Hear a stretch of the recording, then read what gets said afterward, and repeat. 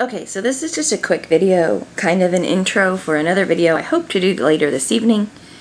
Tells you a little bit about my biggest scrapbook project that I do every year, why I do it, how I got started, and what my normal process is.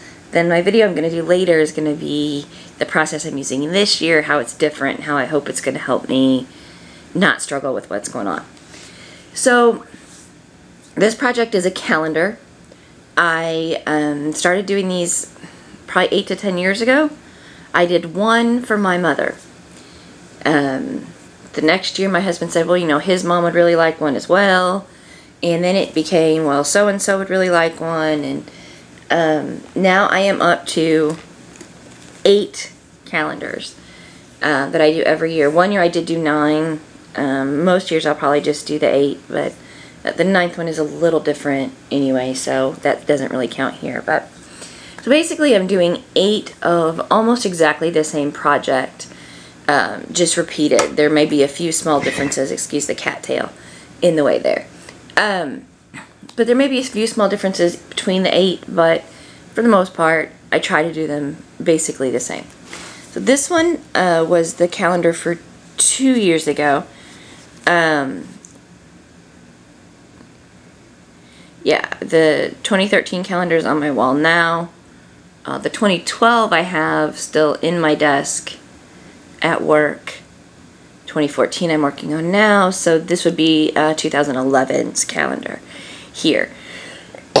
And basically, I'll get started. It's just pictures of my kiddos. Let's see if I can zoom out a little bit here. Out. Pictures of my kiddos. And there's maybe a little closer look. They're not real detailed. Most of the time I try to do them pretty basic. That's just my style. And the other part of that is I have to do 8 of them. So not only do I not necessarily have a lot of time between full-time school and a full-time job and 2 kids and a husband, but I don't want to spend, you know, I don't have thousands of dollars to spend on these as a Christmas gift each year. So I did figure it out maybe this year that I did these, and I was spending about $50 to $60 a year on the calendars. So but anyway, each page basically has a page with pictures, sometimes journaling and a title, usually a title at least, sometimes some journaling, and then there's a strip on the calendar part itself that has the month that I try to coordinate with the page itself. That's February, I must have skipped January. Another thing that I do on them is try to include like holidays, birthdays, things like that. So it's a nice thing for people in several different ways to have something for the year. Oh, so there's the January.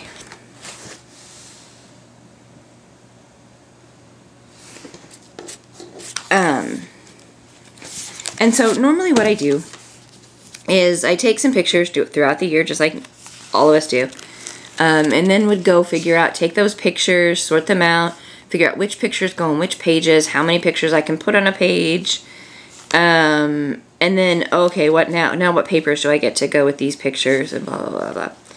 And pretty time-consuming, kind of backwards a little bit there, but, you know, it is what it is, and that's what had been working for me. Couple other things. This particular one, I had purchased the calendar blanks. When I originally started out, I was making them because I worked in the training department at a big company, so I had access to binding supplies. Then I didn't work there anymore, and I did not have access to binding supplies. I didn't think maybe I should buy a binding machine. So I was purchasing the calendars and was spending at least $4 to $5 just to get a blank calendar, which I then numbered by hand. I don't know if you can see that. Put the dates all in by hand. Figured out, okay, this is kind of silly. I can do this on my computer, bind them all together, and whatnot. So I did buy a cinch machine, which I adore, and it's super awesome. Another thing about this, I am normally in regular scrapbooking. I'm a 12 by 12 scrapper. I always scrap 12 by 12. That's all I really have ever scrapped.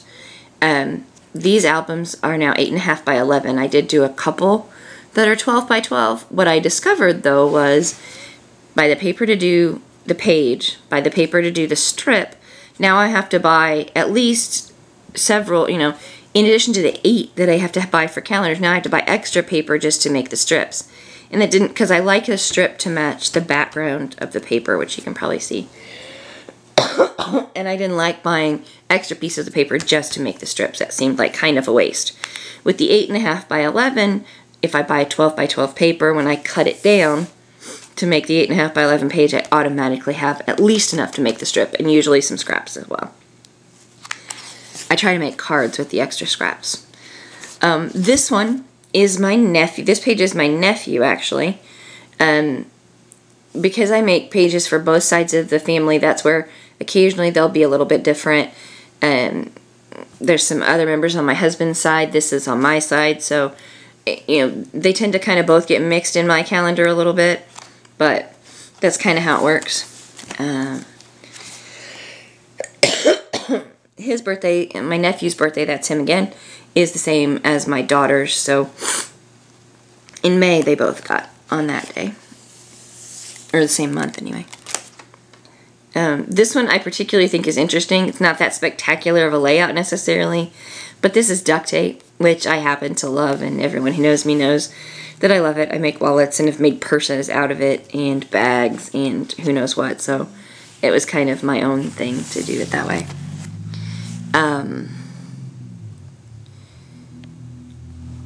Again, usually just a little bit, a strip of journaling added on.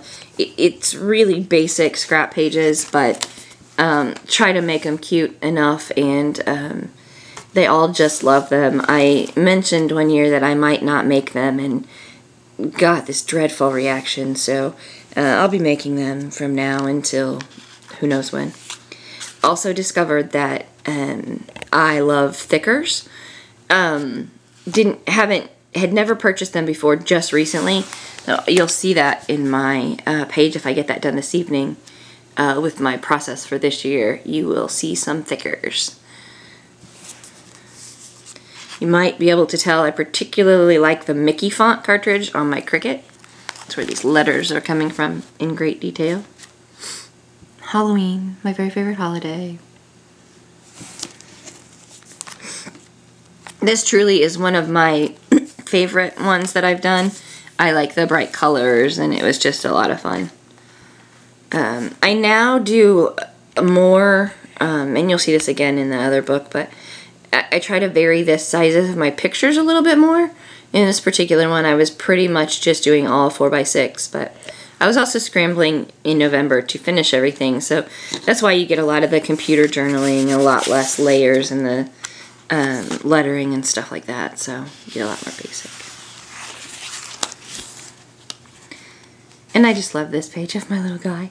Again, really super simple. Just added a funny little, it's like 3-dimensional hat to him. But there he is praying. It was summer. He's wearing shorts, but it just went with him because he was sweet.